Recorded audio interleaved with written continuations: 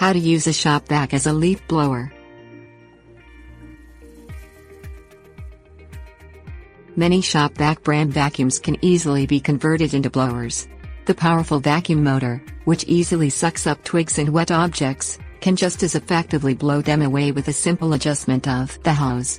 This is a handy feature if you need to do some minor cleanup in your backyard and a leaf blower is not available. You don't need anything other than the vacuum cleaner and hose to make the conversion. Open the Shop-Vac using the latches on the side. Pull the latches back, then lift the top off of the machine. Remove the bag and filter. If there is any vacuumed material in the main canister, empty it out. Close the lid and snap the latches back in place.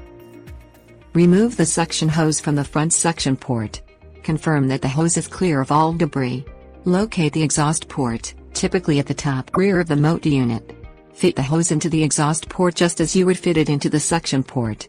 Give it a little twist to secure it. Take the Shop-Vac outside, plug it in, and turn it on.